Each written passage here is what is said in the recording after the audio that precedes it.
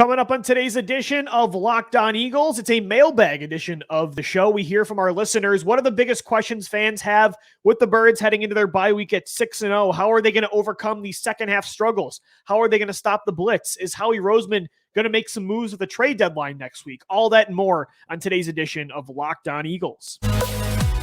You are Locked On Eagles, your daily Philadelphia Eagles podcast. Part of the Locked On Podcast Network. Your team every day.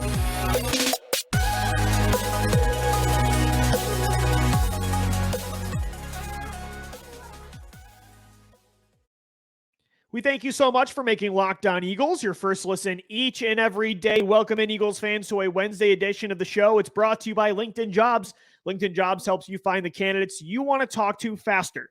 Post your job for free at linkedin.com/LockedOnNFL. You can find Locked On Eagles on all podcast platforms, on YouTube as well. And make sure you follow us on Twitter at Locked On Birds, at DiBiase LOE, and at GC24_football. The Eagles are on a bye this week at 6-0, the only undefeated team left in football. The Eagles have not started a season 6-0 since 2004. They are red hot on both sides of the ball.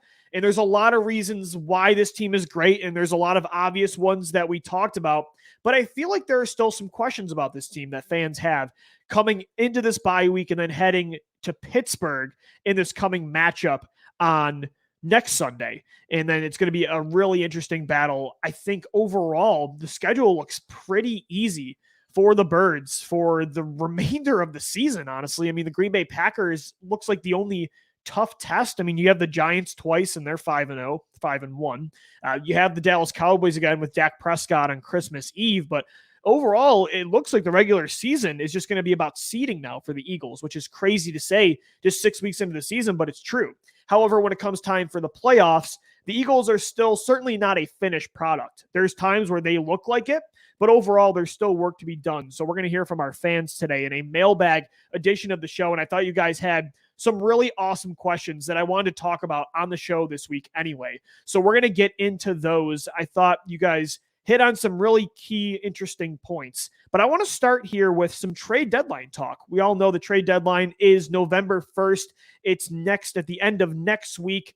And for the Eagles, obviously, it goes hand in hand. Howie Roseman makes more trades than any general manager in the NFL. So naturally, Eagles fans are like, he's going to make a move at the deadline. Every single year this happens where it's like you pin any notable player that could be on the market, you pin them to Philadelphia because they've been so aggressive in this way where they're always looking to make moves, and they're 6-0, right? You try to go all in for a potential Super Bowl run. The window is now. You want to maximize that window to its fullest capabilities like you did in 2017, like the Los Angeles Rams have done, the Kansas City Chiefs, the Buffalo Bills, all of these contenders.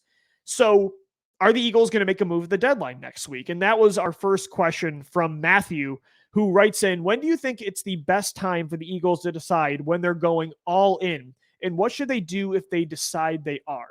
And then at King Goldschmidt, I'm going to combine these questions together. He asks specifically, will Howie Roseman make any trade deadline moves? And if he does, what would it be? So to answer Matthew's part of the question, I think they're already all in. I think they showed that they were going all in this offseason with the moves to trade for A.J. Brown and handing a big contract to Hassan Riddick and Kazir White and moving up in the first round for Jordan Davis. And then after the draft, you sign not only James Bradbury, but you try at safety with Jaquiski Tart, and then you try again and you trade for Chauncey Gardner-Johnson. This team has been extremely aggressive in rebuilding this team into a contender. And it wasn't just that, the moves they made, it was the moves they didn't make too, right? They were aggressive all offseason. Before they traded for A.J. Brown, they were trying to get they were trying to get Robert Woods. They had flyers around Christian Kirk and Robert Woods. They had interest and they went all in on Marcus Williams, the Saints safety that was the number one safety in the free agent market. And of course, we know he signed with the Baltimore Ravens, and they struck out on a lot of these moves, but we know the Eagles were trying really hard to improve this roster. So I think they're already all in on this window, but they're doing a great job of also maintaining the long-term perspective. They have flexibility to really go for a championship now without the sacrifice of the future like in that 2017 to 2020 run. It felt like it was kind of one or the other. Right now, and a lot of it's because of the Carson Wentz trade that they're really extending out with the Saints pick they've got now, which is sixth overall, or six or five. But I think they've been all in on the short term and the long term throughout the entire season. And then will they make a specific trade deadline move considering they are all in? And what would it be? And that's from @KingGoldschmidt. Thanks, guys, for the questions. I don't think Howie needs to make any moves.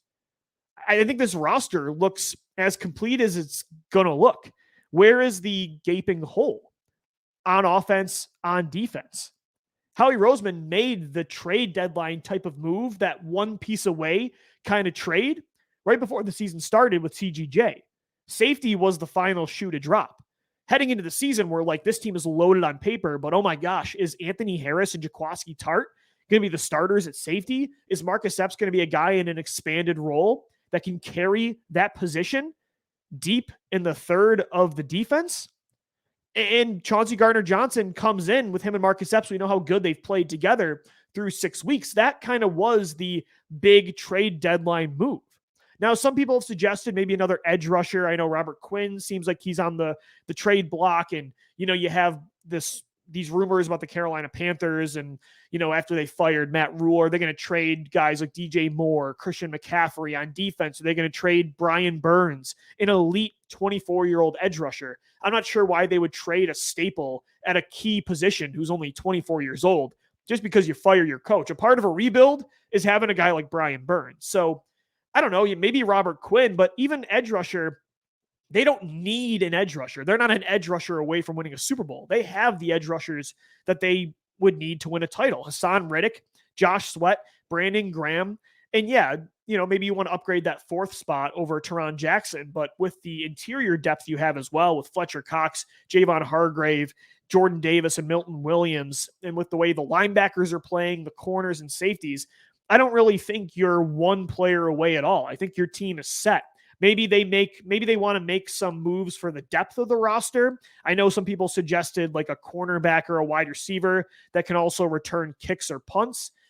But overall, I don't think there's like a huge splash move to make. Like I said, I think the splash move was CGJ in August. And by the way, with the whole, even the corner and receiver thing with returning kicks or punts, it still frustrates me that we even have to talk about that. Quez Watkins, the fact that this guy can't be that punt returner for you, considering the tight spaces that he finds a way to get through, like in the screen game. Remember last year against the Dallas Cowboys, week 18, the screen pass in the preseason against Pittsburgh, 2020 against Arizona, his run after the catch ability, his explosiveness, the ability to make guys miss with this 4.3 speed.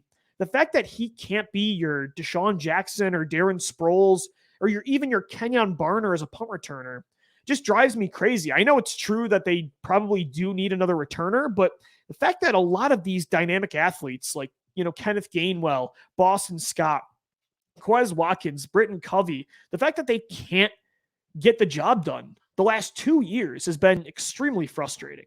But anyway, I digress. I think overall the trade deadline, maybe there's a move or two to be made for depth. Maybe they do go all in for Robert Quinn and they just have a big four of edge rushers rotating through. But, I don't think they have to do anything. I'm not going to be mad if they do. But overall, I think this roster is pretty set. So I think they've already been aggressive, and most of the moves they made were before the season started.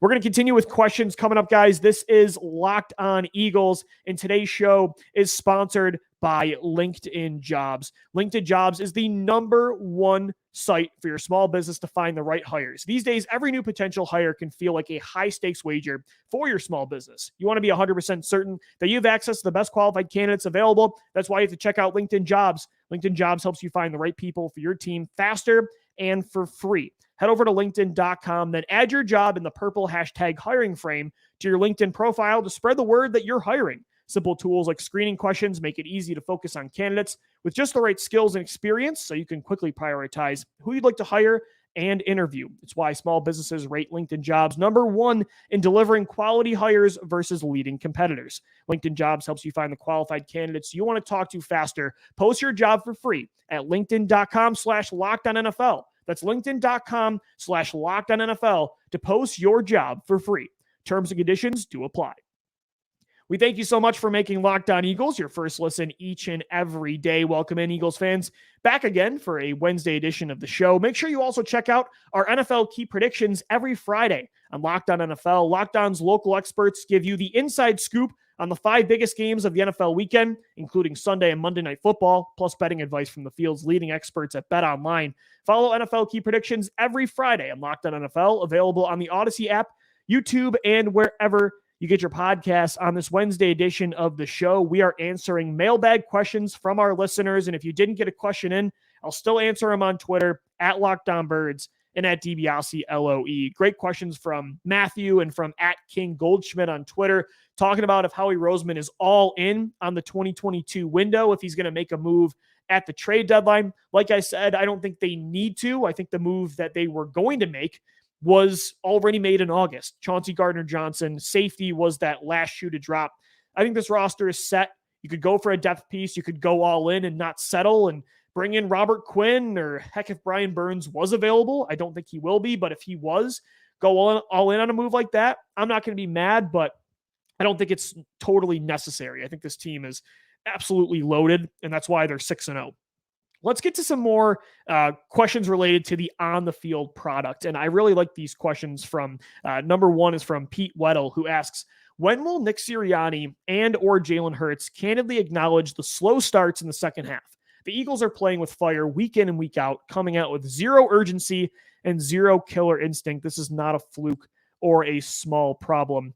Thanks, Pete, for the question. Really appreciate it. And yeah, this is definitely a topic that we've talked about on the show, especially the last 3 weeks, against Jacksonville, against Arizona, and against Dallas. You could also pinpoint Detroit, and even, I don't know, you could say against Washington too, and Minnesota. Pretty much every game this year, the Eagles have not been a great, I don't know if it's a second half team, because the Eagles this year in the fourth quarter, their average time of possession has been, the last few weeks at least, over 10 minutes. So teams are only getting about 4.5 minutes to come back when they're normally down by multiple scores heading into the third quarter and then the fourth quarter. Normally the Eagles are leading these games. So their running game has been totally putting teams away late. I would say they're really struggling in the third quarter. And there's a lot of different reasons for this. First off, though, I want to address the first part of the question. When will Sirianni and Hurts acknowledge the slow starts? They certainly know about it. Hurts mentions it in his post-game speech, it feels like every time, about leaving money on the table. And if there was one team I trust to not ignore problems, even in wins, bypass it, it's this team. I trust that they would not let problems go. And they're just like, we won the game anyway. We'll worry about it down the road. No, this team never settles. Jalen Hurts always says they have a certain standard, and that standard goes up and up and up. They're never satisfied. But it's true, though, that their second half struggles, especially in the third quarter, have been a habit. So they have 112 points in the second quarter this year total. That's the most ever for any NFL team in league history through 6 games. They're the best second quarter team ever. And like I said, in the fourth quarter, they have the ball. They're averaging over 10 minutes of possession lately in the fourth quarter. So it's really that third quarter where they have just 17 total points this year, where they've really come out sluggish. And it almost feels like they kind of go all out in the second quarter, and then they need that third quarter to recharge in a way, right? And I think a lot of people, and I think we've said this on the show before, we've been kind of pinpointing to they're just coasting. They're just trying to get through the game. They're up by 14 plus points and they get conservative. And that was the hypothesis. So today I spent some time before the show and I'm like, is that true? Is that really what's happening? Are they running the football too much? Is it all short passes? Is the defense playing too conservative? I agree that I think the defense definitely is parking the bus way too early in these football games. I think conservative play is definitely, and coaching, that's how you pinpoint the defensive struggles in the second half. But when it comes to the offense, and that's what the specific question was, it's actually not that. So I was looking at the play charts. I was looking at the film and the statistics of these games where the Eagles are really struggling in the second half on offense. And when they're letting teams back in, they're actually passing the football a lot in the third quarter specifically. And I think it actually goes hand in hand with where the Eagles are also struggling against pressure and against blitzes specifically. It seems like when they're struggling in the third quarter to move the football through the air, and when teams are getting back in it, they're succeeding with blitz packages and with extra pressure on Jalen Hurts. It does go hand in hand. You look at the Jaguars game. Jalen Hurts was sacked twice in the third quarter. Against Arizona, he was sacked once and pressured multiple times. Against Dallas on Sunday, he was sacked twice in the third quarter. It goes hand in hand. It makes sense. Teams are down multiple scores. They're getting more aggressive. They're blitzing more in the third quarter, trying to get back into the games. The Eagles are still trying to put the pedal to the metal at times and throw the football, but they're really struggling to have an answer for the blitz. And it's a huge reason that teams have gotten back into this game. And that's the other question we had from Trevor, who emailed us on, and you can also, by the way, email us questions, lockedoneaglespodcast@gmail.com. Trevor emailed us in a question. And it was a simple one. How do you get better against the blitz? The Eagles have not been good against the blitz. And that is also kind of a loaded question. I think really it's a collective effort. Everybody needs to get better against pressure this year. The offensive line needs to pick them up more. The protection, they have to pick these up more and really adapt. I think that's been an issue. It was an issue against Detroit. It was an issue against Dallas on Sunday too, where the protection was just not right for the kind of pressure packages they were bringing. And they were just too late to figure it out. And they would get to Jalen Hurts. I think Jalen Hurts himself needs to recognize it faster and get the ball out a lot quicker. There's an open guy. If there's a blitz, you need to make sure that defenses pay the price when they send extra pressure, like Tom Brady does, like Patrick Mahomes does, like Josh Allen and Aaron Rodgers do, like the best in the game. When a defense is saying, we're coming after you, we're going to leave bodies open deep because we're going to get to you and you're not going to figure it out, that's the ultimate sign of disrespect. We want Jalen Hurts to figure out there's an open guy and make them pay and make them back up. That's going to be a huge, huge important part of this team's success moving forward. They got to get that right after the bye week. I think it's the offensive line. I think a lot of it's Jalen Hurts, but I think it's the coaches too. I think a lot of the times there's not a fast enough outlet for Hurts to go to. You look at the one play against Dallas, one of the sacks in the third quarter where it was a blitz on both sides of the line, on both edges, where they were sending, I think it was a safety and a linebacker. It was a double blitz there on both sides. All four routes were deep vertical routes. Hurts, at that point, it's almost like you're relying on just his mobility to get away and buy some time for those guys to get deep. The coaches need to have quicker hot routes. They need to be more available for Hurts to get the ball out quick. So a lot of it's on coaching, and just the route combinations are not right against that pressure. A lot of it's the offensive line not holding on longer, because if they can just buy Jalen a little more time, there are plays to be made down the field. And it's also Jalen. He's got to make these guys pay for adding extra bodies coming after him. He's got to escape it with his mobility. He's got to make them pay that way like he did against Detroit, but he's also got to get the ball out quicker.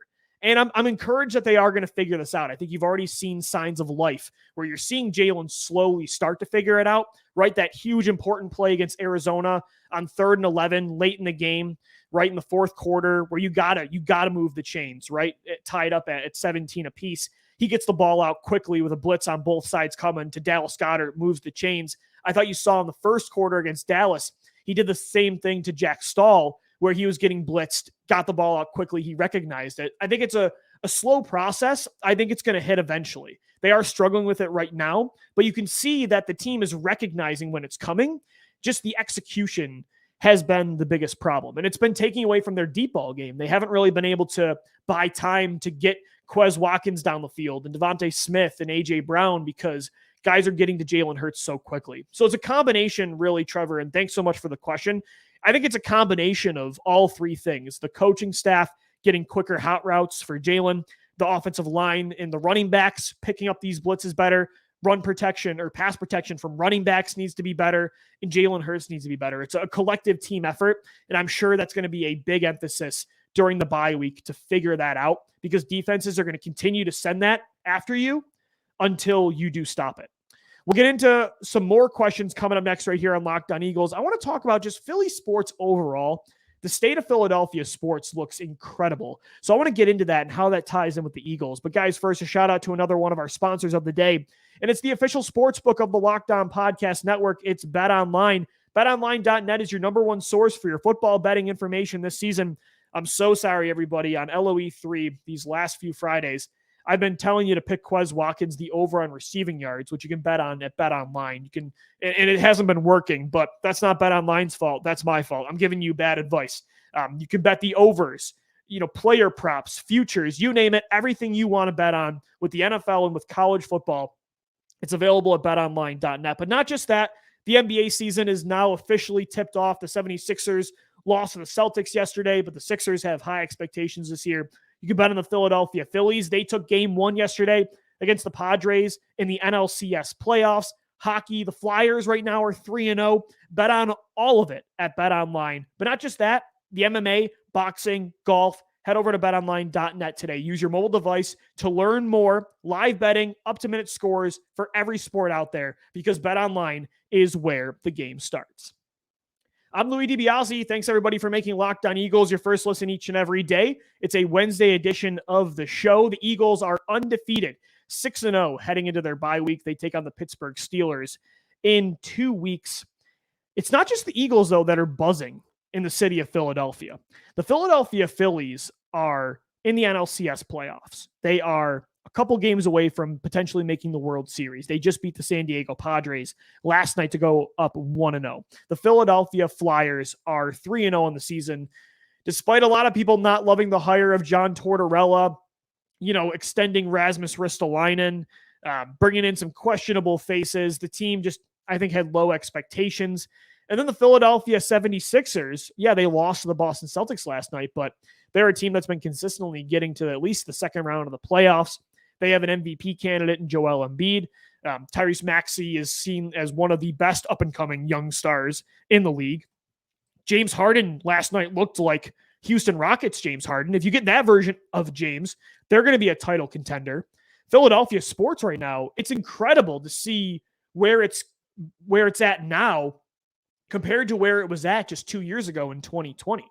And there was just so many question marks with all these teams. And, the way they're doing it, the way the Phillies are in the NLCS, the way the Flyers are undefeated, the way the Eagles are undefeated, the way the 76ers are a top team in the Eastern Conference.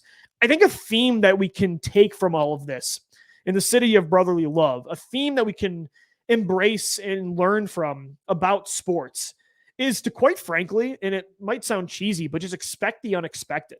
Like, totally embrace chaos, right?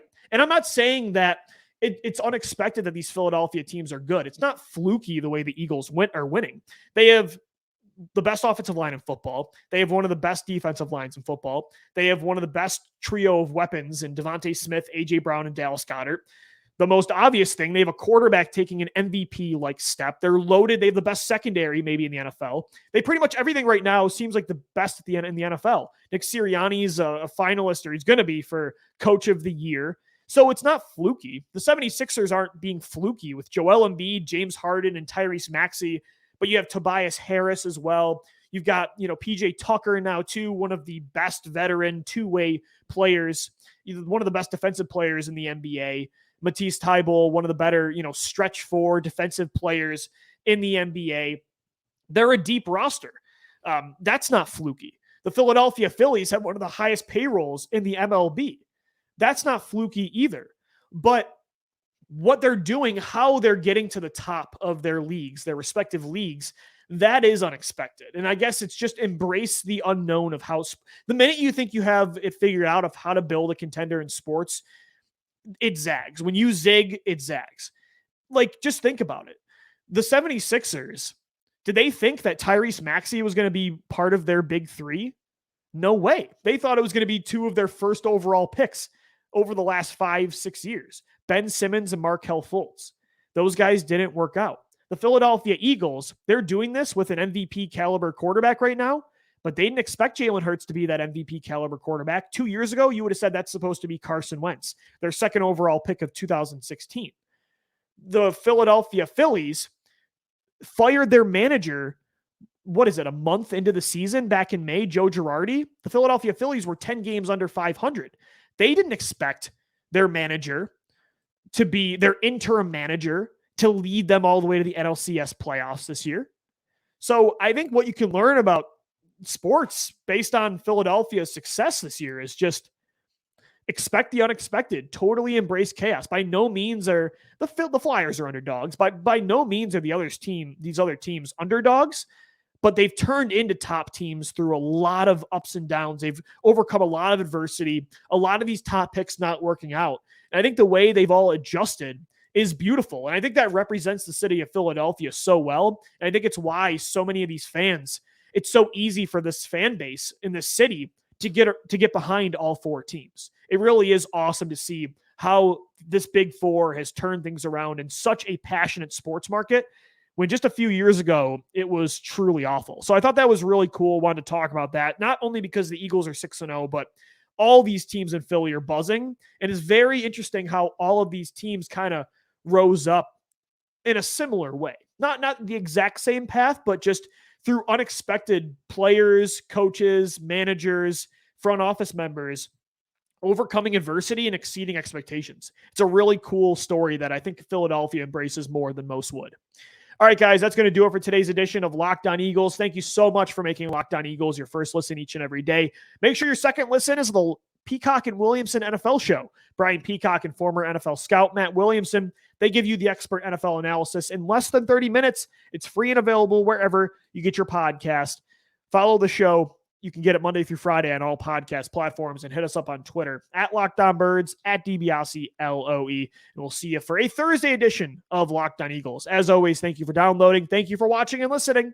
And let's go, Birds.